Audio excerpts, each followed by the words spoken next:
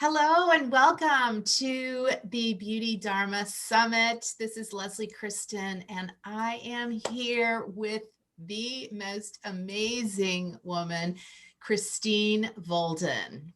And Christine and I met probably 3-4 years ago. Yeah. Yes, she is in Oakland, California, Yep. and in the Bay Area, my hometown. I'm from San Fran.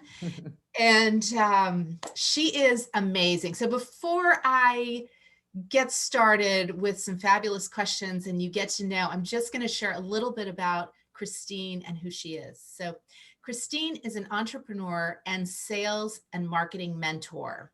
She is the owner of soulfulselling.com and the Power of Belief Summits. Her goal is to teach people a new way to sell and follow their intuition. She has over 15 years of experience in selling and managing sales teams and has created online sales training courses viewed by over 500,000 people. Wow.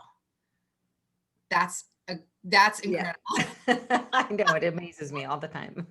No, right? When you write your bio and you go, "Oh my gosh." And I was just talking to another speaker, and we were talking about, when you spend the majority of your life doing something, and those years build, and the amount of people that you touch and Yeah. that take your courses. The same with me. I've done thousands and tens of thousands, if not maybe even 100,000 faces that through makeup artistry and working with clients or teaching them. So it just Yeah. adds up. But that's It incredible. really does. Yeah. I mean, that's over a time span of probably like 6 or 7 years. So Oh, wow. So, and you have been of course, you come from high tech area, which we're going to talk mhm. about. So you've had the understanding and worked with all of that. So the power of being online like we are now uh, Right. is really kind of gives you a lot of uh, expansion, for your Yeah. message too. So I'm going to start with our first question before we Mhm. dive into like your whole story and finding out how interesting you are, Christine. Um, so my first question to you is, what does beauty mean to you? Yeah, that's such a great question because I really think beauty comes so much from inner confidence. And I say that as like a child who was super, super shy. I remember I couldn't even raise my hand in class because I was so insecure and so shy. And over time, that was something I really worked on. But it was interesting because I had this inner confidence and I just wasn't comfortable kind of sharing and coming out of my shell. And it took me many, many years to do that. But I did notice the more I felt confident and sure of myself, the more, I could present myself in a certain way. And to me, that's really what beauty is, kind of like knowing who you are and having that inner confidence in yourself. Because like to me, that energy projects more than any makeup that you're wearing or how your hair looks. I mean, I definitely feel a little more confident after I have my hair done or my makeup done. But the reality is, if I didn't have that inner confidence, none of that would come through. So I really think that it's about kind of having that inner confidence, which to me means that you trust yourself and you trust your intuition. Yes. Yeah. I love that. I think that's really beautiful. And I have to say, Christine is someone that as a makeup artist, I'm going to have to say, I don't think you know how gorgeous you are. Oh, thank you. She is so beautiful. You have this classic beauty. I remember ever Oh, since, we were like accountability buddies for a while. yeah. And I'm like, this girl is so Oh, photogenic and so gorgeous. I don't think she has any idea. yeah, I know. And I'm always like playing around with makeup, like, I just need more tips. I just need like better eyebrows or something. But Oh thank my you. goodness. So yes, and that's what makes people beautiful, right? I mean, Hmm. it's so not about the ego. It's so Right. not, it is about really exploring that in those different areas in your life and Yeah. and finding those, that beautiful flower that just makes your life more beautiful, or Mm-hmm. that confidence. It can Yeah. be the right pair of heels. I gotta say, sometimes that works for me. Yeah. Yes, definitely. It's always an added bonus, right? Because if it makes, and that's what I always tell even my daughter who loves to play around with makeup. I'm like, if it makes you happy, then it's going to make you prettier, because she has like full on like glitter eyeshadow all over her face and like this glitter lip gloss. It's a little bit much, but I'm like, if it makes you happy, that's like the most important thing. Absolutely. Yes. Okay. The next question, so I know that you tell me a little bit about your business, because I know that Sure. we're, kind of like a little behind the scenes there, that we were Yeah. chatting, Hmm. and I've been on some of Christine's Facebook group, and some of your sessions, and you have Yeah. such a soulful, spiritual based, I would say, way of talking about business, which I love. Right. Yeah. So my business is Soulful Selling.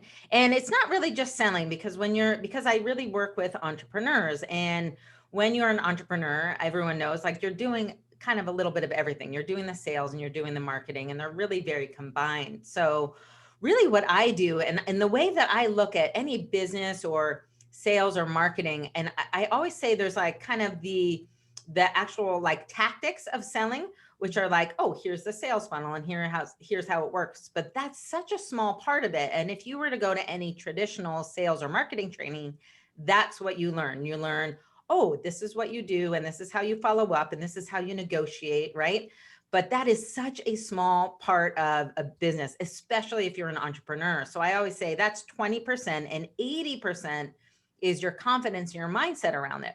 And so that's where I really saw was missing, because I, as someone who worked in the corporate world for all of these companies and worked in sales, I attended all of these sales training things, and they'd be like, how to write a follow-up email, how to negotiate, how to, network in the room. And I'm like, but what about like how to feel confident? What happens when 10 people, say no, they don't want your services? How do you like feel confident on the next call? And how do you, find that inner confidence when you're having a bad day, or someone's being really mean to you on the phone and it's really affecting you? Like, how do you deal with all of that stuff?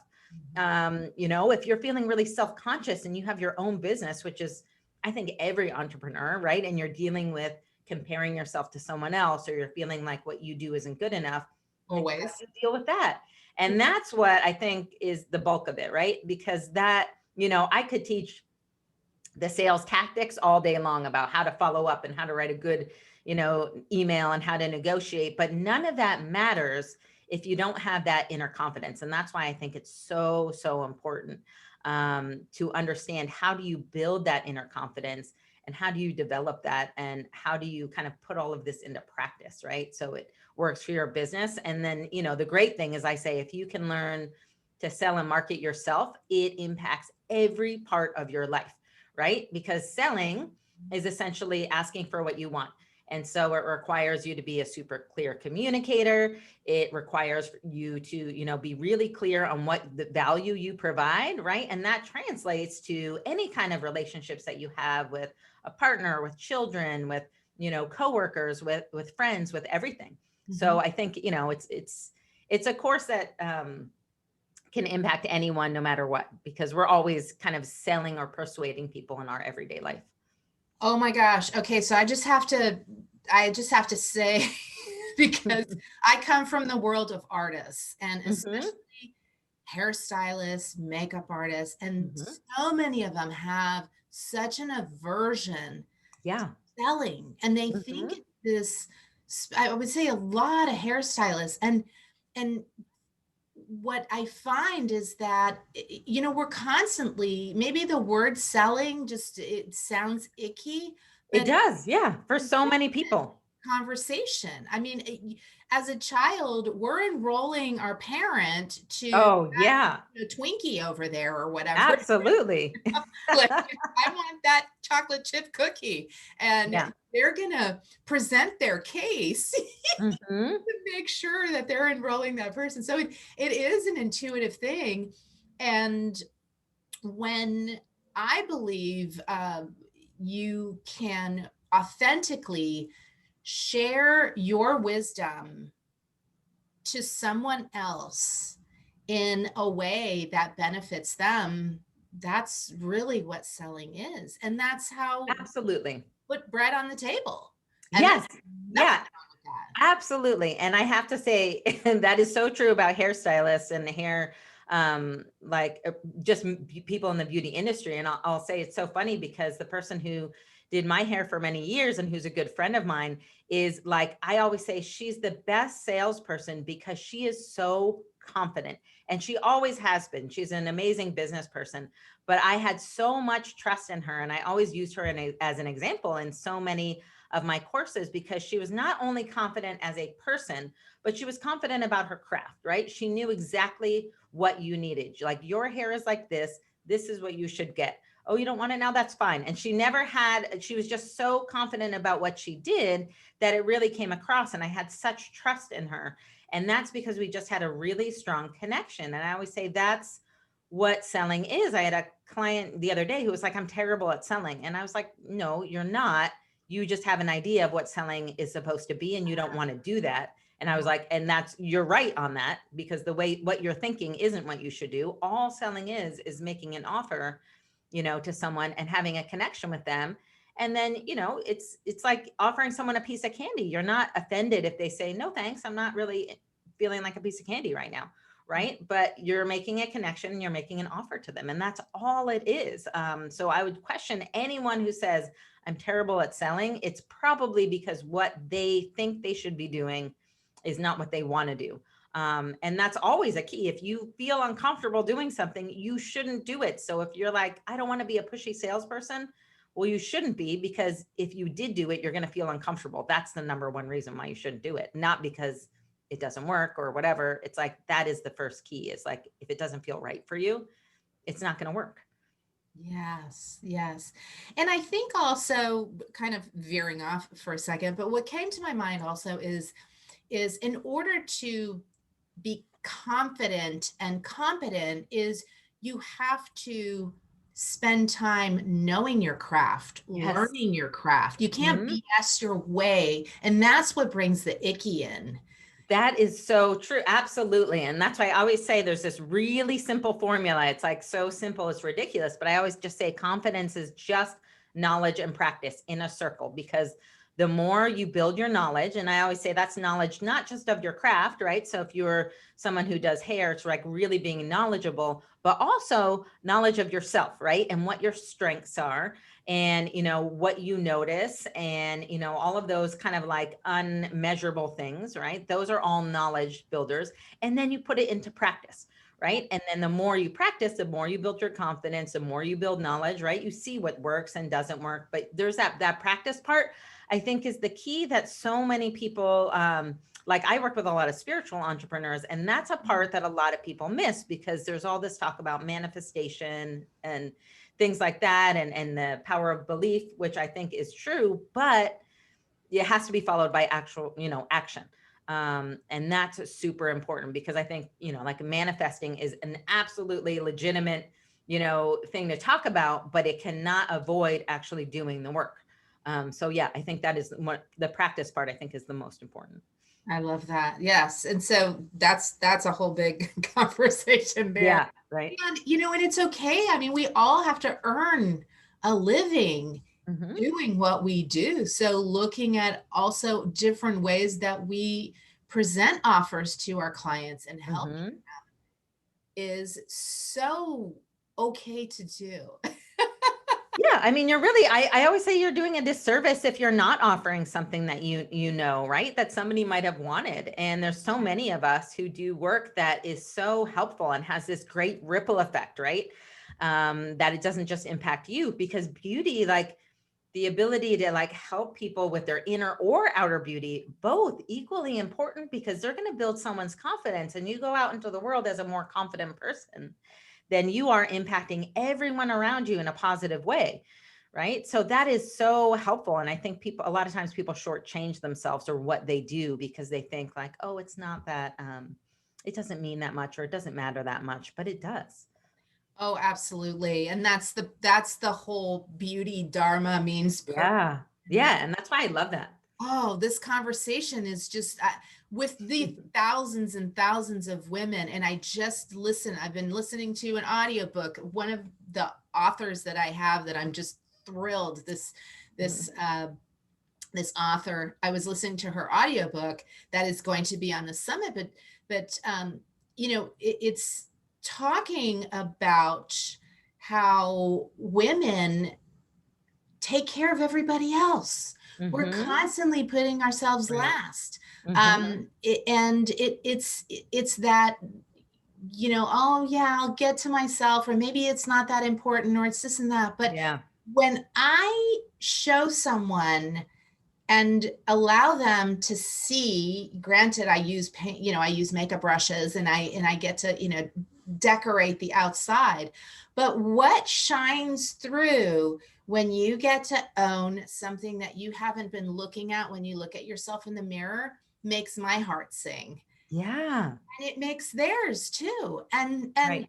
that leads to better sales, better sex, better Mm-hmm. fun. I mean, Yeah. it can go everywhere. Absolutely. I totally agree. I mean, it's so empowering, right? It is Um, empowering. yeah. And so I just I want women to really kind of own that, that it's totally okay. I think maybe younger generations, but even I work with a lot of younger clients too, that it's a bit of an afterthought, and Mm. in many different ways, because like when your house is a mess, then and this particular author, she talks about how order comes before beauty. I never really thought about Oh, that before, yeah. but wow. So that was a Yeah. big aha for me, because really it is very hard in any aspect of your life to feel beautiful if there's not some level of order. Yeah, I agree with that. I never thought about that, but that completely makes sense. And I'm a person who likes to kind of be organized. So it's true. If I have a messy desk or a messy home and I clear that first, then I feel like, oh, I have this, it's a sense of relief and confidence that, okay, I can take on something new now. Yeah, And there's it's almost like, it's so reflective of our mental clutter too. yeah, Because I have a client who talks about kind of like the mental, like decluttering, and it's the same thing, right? it completely is. Yes. It's everywhere. I mean, Right. I loved that conversation. So I can't wait to talk more about Mhm. that. So I did want to ask you, and I guess the way that I had pivoted the question was, when did your love affair with spirituality start? Yeah, we talked about this a little bit. So it's so funny because I just launched this summit with one of my group of entrepreneurs that I work with. I have a program called the Intuitive Entrepreneur, which is people who are really want to grow their businesses. And we did a summit called the Power of Belief Summit. And I was trying to think back because I thought, like, I've always been interested in spirituality. And I realized it was really conversations I had with my dad when I was really young. He didn't, back then, and we're talking about in the 70s, right? um they didn't, I don't know what words they used, I can't even remember, but he was really interested in the mind body connection. So he would have all these books and we would talk about, he would always say, if you believe something enough, it's true. And that was just kind of this running thread we would always talk about. And I'm like, really?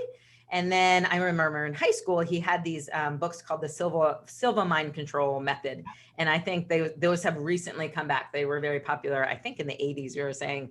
Mm-hmm. And I was fascinated. And it's essentially, if you read the book, it's kind of a form of self-hypnosis, that if you can give it, and that's the concept, right? That if you can believe something and impact your subconscious, then it will manifest. And it's so interesting because I've done tons of metaphysical studies since then. I've read lots of books.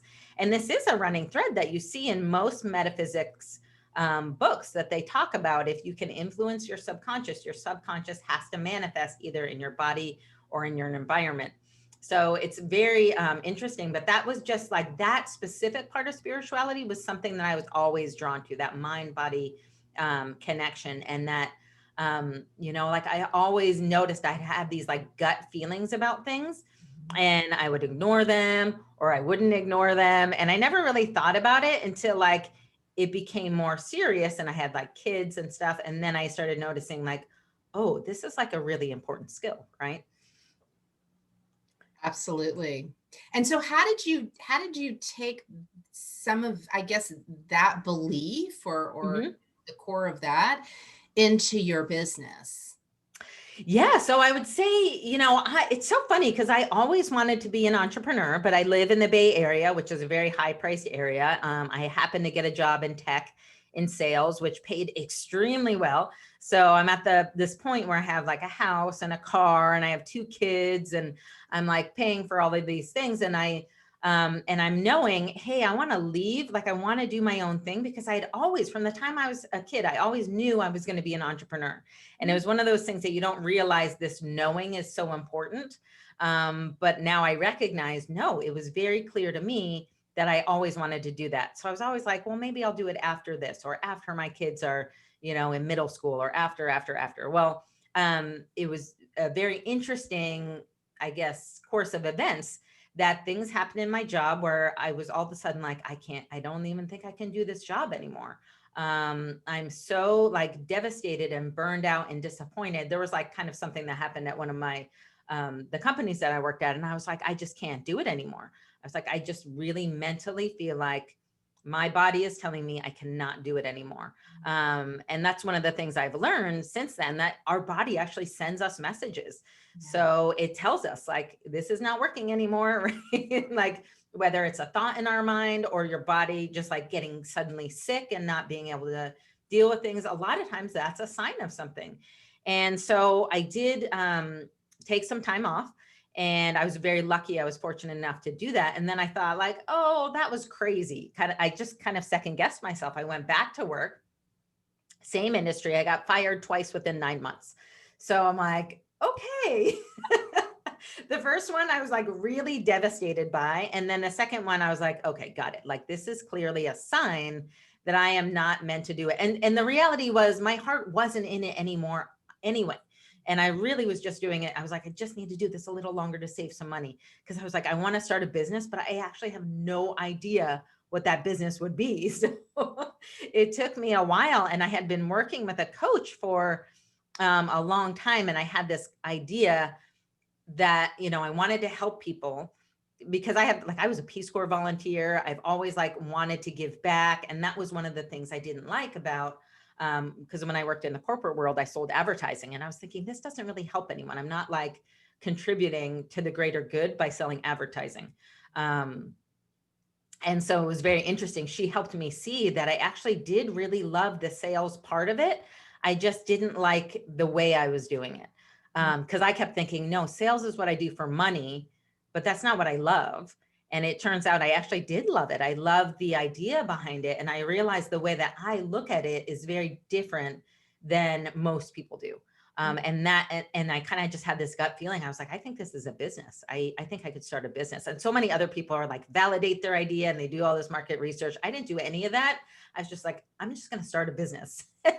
And so I did. And that's when Soulful Selling really started. I remember registering the URL for Soulful Selling when I was flying home from the last job I was fired from.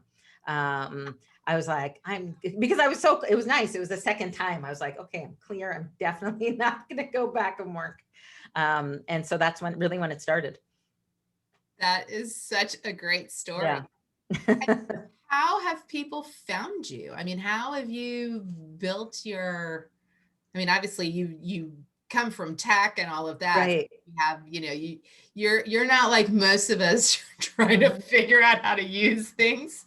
Yeah. I mean, it was so many different things, right? It was not one thing. It was reaching out to old contacts. It was starting groups. I was lucky enough. I sent in this, LinkedIn used to own this company called lynda.com that does sales that does all kinds of courses. Right now it's called LinkedIn Learning. And I sent in this inquiry to them, like, how do I become an author? Like, can I do a course about sales? And then I think I wrote an afterthought, like, and then also I know Salesforce if you want to, because Salesforce is like a technology tool. So they wrote back and they were like, yeah, we'd love to do a course on Salesforce. And I was like, oh, that's like the least exciting thing. Well, it turns out like I've now done 8 courses about Salesforce. It pays me like this really great residual income. Now, last month, I was actually in an ad for Salesforce because Salesforce found me through this in like Forbes magazine. I was like in Forbes and Inc. magazine in a full page ad because I'm basically like a Salesforce ambassador. So that role, you know, like that LinkedIn course rolled into so many other opportunities. It just so happened Salesforce is the largest employer in the San Francisco area. So it was great. Like I was able to connect with them and their small business team.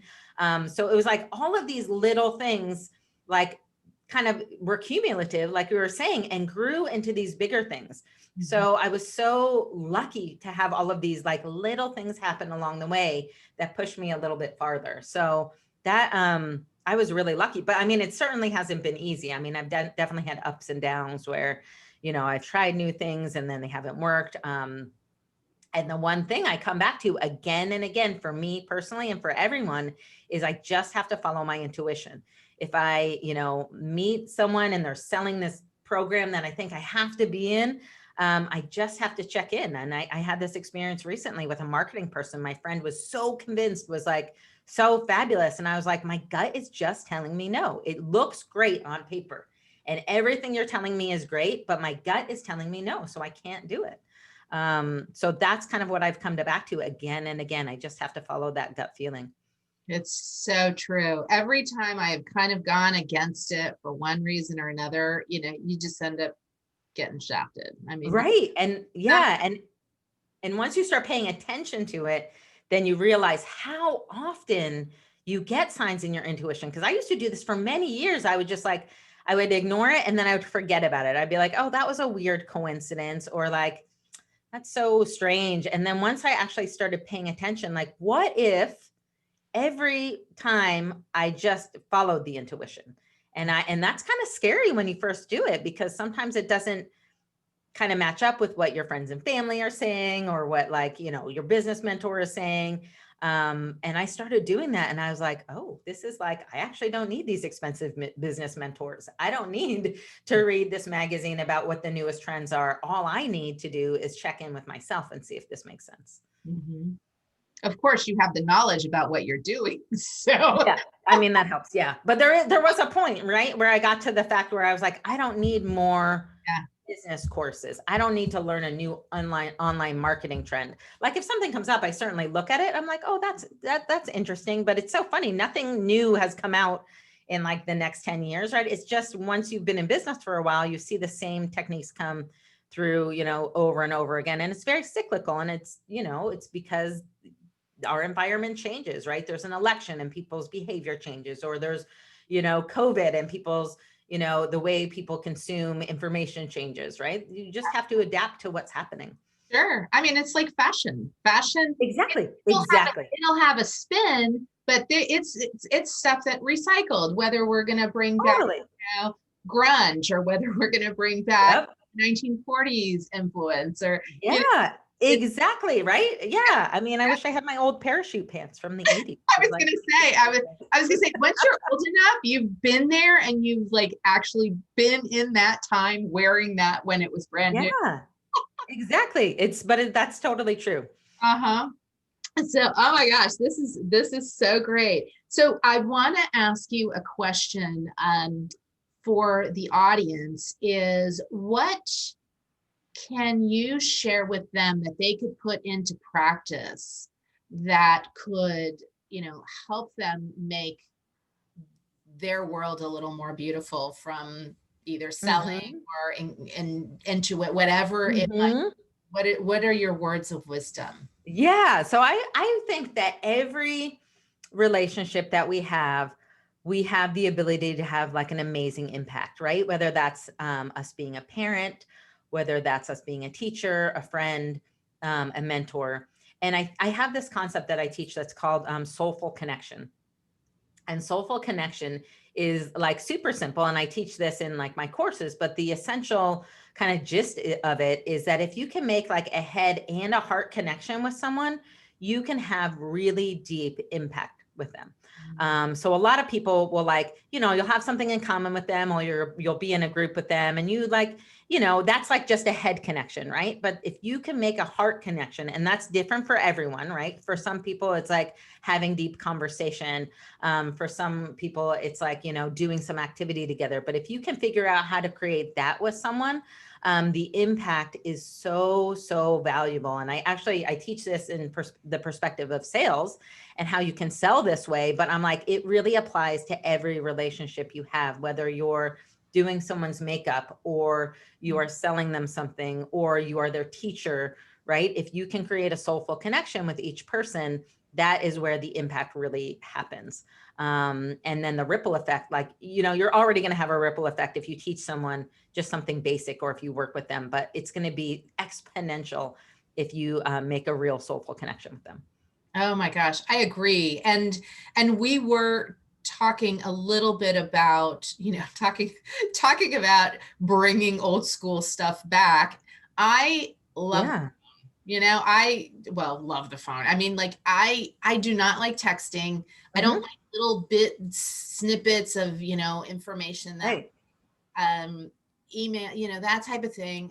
If I would much rather pick up the phone. I do enjoy Zoom in a way because it allows you to see someone. Yeah, absolutely. And obviously, I'm a very visual person, but you were talking about some old school techniques almost on, and from kind of going back, sorry, because I meandered off a little bit, but what you were just saying, and for those of you that are new in business, that's the gold on how to stay in business. Yes, totally. For a long time. It's not a first date, it's a long marriage. And I'm so grateful to my clients because I've been through 9/11s, I've been through COVID, and if you don't have those kind of relationships, it's very difficult to sustain a business.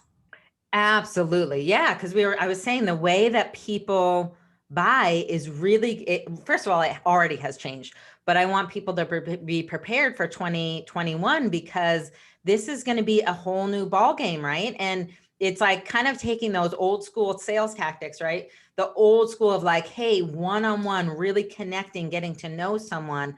I'm like, and then adding it, like it's kind of new because now we have things like Zoom. But yeah, it's like, all of these people that you see online who are marketing, you just need to do this one webinar, or you need one marketing funnel, or like that. I'm sorry, like that is not going to work anymore, because unless you're able to make a really, really deep connection. And most people, like I would say the person who invented those things, first of all, was like doing direct mail, which they don't even really do anymore. But it's like, we're going to want more connection with people. That's the bottom line. After, I've had so many people who even tell me like, I don't really want to do a Zoom call today. I've had too many Zooms. I just want to talk on the phone. And it's like, because Zoom is really, really amazing, but sometimes it's like, you just want to relax and really connect to someone's voice. And in a lot of ways, you can almost have a deeper connection with someone just really, truly listening to them. Yes. So I think, all of those things that were popular or that we had to do before we had technology are going to come back. And that's kind of how I look at it. Like whatever you can do to make a true connection with a person, because we are all so disconnected now because we're having to work from home or be distant or can't be in groups. Like that's going to be the most important thing. Absolutely. I mean, it is just, we are in a time that there's not really a history to fall back and look at and go, oh, okay, it was this or this or this. It's right. Mr. Toad's Wild Ride. And it's just totally. And I love your thread is we own our intuition, and no matter what, it's unique to us. Yeah. That's our compass. So. Oh, absolutely. Yeah. And no one can take that away, right? Like no person in the government, whoever you voted for, it doesn't, like, no matter what anyone says, what's true for you. Yes. And I just, on a side note here, before we finish up with our conversation, I love the background because it looks like there are a bunch of DHARMA wheels. I know. Yeah, we had this from our Power of Belief Summit, and I just haven't taken it down. And there's like a really ugly line behind that. So it's perfect. Very perfect. Christine, you are such a wealth of knowledge. Oh, thank you. Honored. So I know you have a free gift for clients that are on the call and how they can connect with you as well. So if you can share that with us.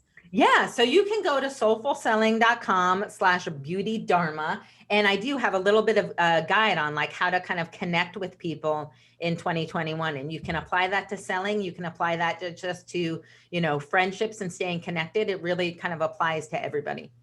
Oh, that's great.